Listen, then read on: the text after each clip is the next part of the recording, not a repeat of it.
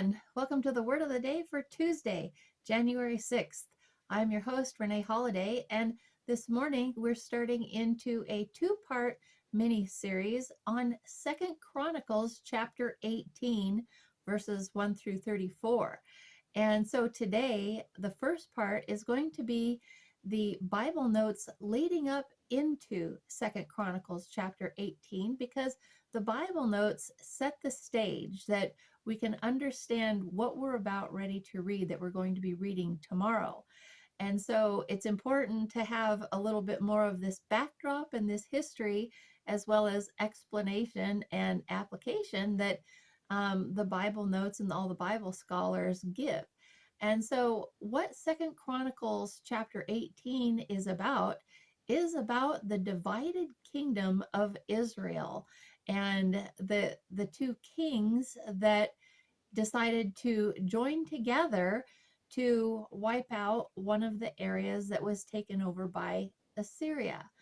Well, God didn't want them to do that. And so let's jump into these notes here that provide this great backdrop and explanation and way more insight to what's going on than just flat out reading Second Chronicles chapter 18. Now, granted, these notes come from the very intro, the introduction of First Kings. And so First Kings is describing the same exact story in chapter 22, but both Second Chronicles and Second Kings chapter 22, they have different aspects that they're covering. And so let's go ahead and read those notes. And they read under the title of Occasion and Purpose. It says, contemplating the horror of the exile of God's people, the author compiled 1st and 2nd Kings to answer the looming question of why both the northern kingdom of Israel and the southern kingdom of Judah had been taken captive. He writes with a prophetic voice, showing that this punishment by captivity to foreign pagan nations was the inevitable consequence of the persistent violation of God's covenant with them. Kings was written to cause the exiles to reflect on their history and return to the Lord. Perhaps this prophetic perspective is one reason why it was included with the earlier prophets in the Hebrew Bible. And then it describes that 1st and 2nd Kings were originally one unbroken book, which formed a sequel to Samuel. The composers of the Greek Old Testament, the Septuagint or LXX, divided the work into 3 and 4 kingdoms. 1st and 2nd Samuel were one, and 2nd Kingdoms. The title Kings is derived from Jerome's Latin translation, the Vulgate, and is appropriate because of the emphasis of these books on the kings who reigned during this period. The books of 1st and 2nd Kings take up recording this historical event of God's people, where the books of 1st and 2nd Samuel leave off. However, Kings is more than just a compilation of the politically important or socially significant happenings in Israel and Judah. In fact, it is not a detailed history as might be expected, where there's 400 years in only 47 total chapters. Instead, 1st and 2nd Kings is a selective history, one with a theological purpose. Therefore, the author selects and emphasizes the people and events that are morally and religiously significant, as is all of Bible history. I mean, the history in the Bible is God's interaction with the Jewish people. It's not just history. It is definitely history, but it's also theological history of God.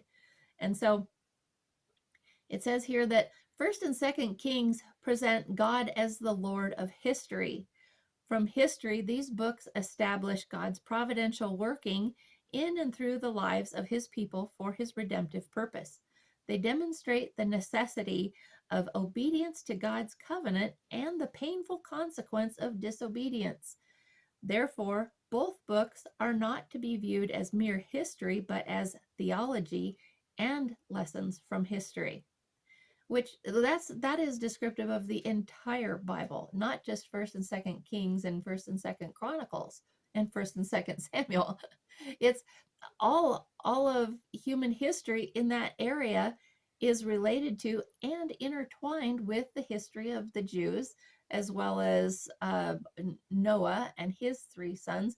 It's all history. It's all God's history as it intertwines with mankind, all the way up through, uh, well, uh, the coming of the Messiah, and then of course the sharing of the gospel through all of the first apostles and disciples.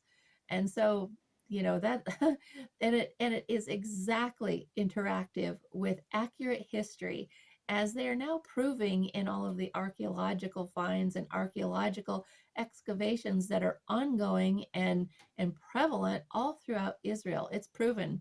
I mean, basically, word for word, year for year, as it is recorded in the Bible. History and archaeology is finally catching up with the Bible.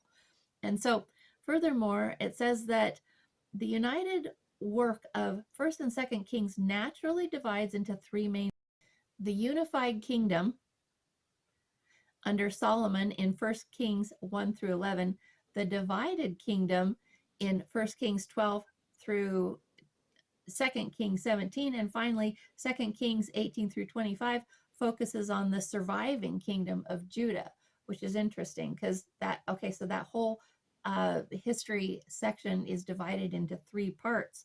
Again, it's the unified kingdom under Solomon, the divided kingdom in First Kings through Second Kings, and finally in Second Kings focuses on the surviving kingdom of Judah. And the personal application about what we're going to read tomorrow in Second Chronicles chapter 18, that is the duplicate of First Kings chapter 22, verse 24, those verses right in there. The personal application of both of these accounts of the same story is that First and Second Kings is as relevant today as when it was written. God still controls human affairs. The nation, the leader, or person who responds to and obeys the Lord, who will enjoy the benefits of a relationship with Him. Those who refuse and rebel will experience God's discipline. Though we are a sinful people, God is the author of redemption, and He graciously forgives us when we repent and return to Him.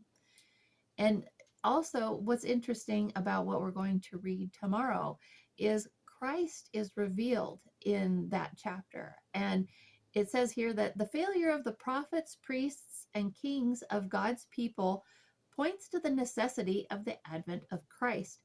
Christ himself is the ideal combination of these three offices. As a prophet, Christ's words far surpass the words of the great prophet Elijah, as it says in Matthew 17, verses 1 through 5. And many of the miracles of Jesus were reminiscent of the wonders God did through Elijah and Elisha in Kings.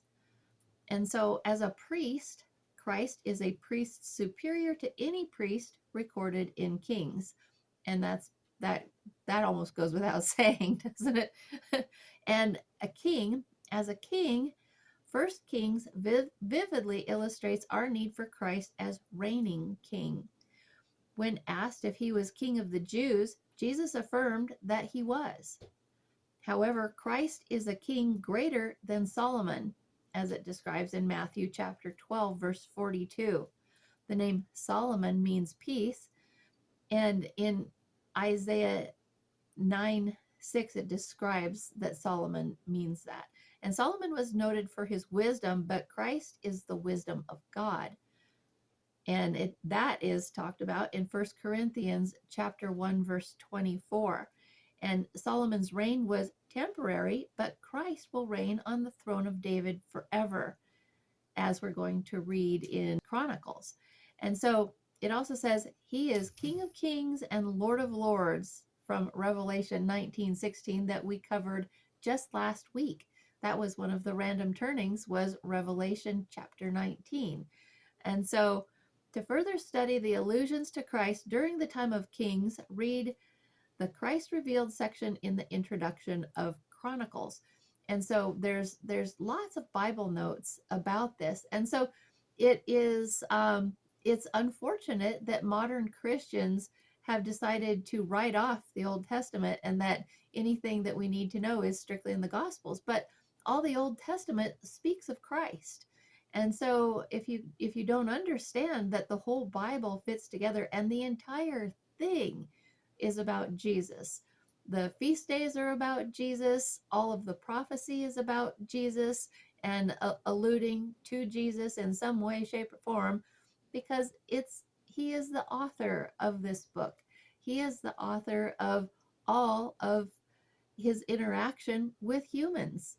And so, and it's all recorded in heaven like this as well.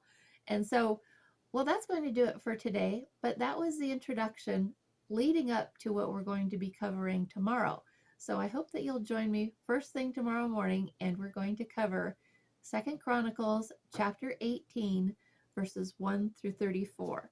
I hope that you'll be back with me tomorrow, and we're going to go over and cover this as we see the three divided kingdoms at that point and what God has to say about their behavior and what he does about it. It's actually pretty astonishing and has quite the philosophical study attached to it. So you're not going to want to miss it. All right, everyone, you all have a wonderful and a blessed day.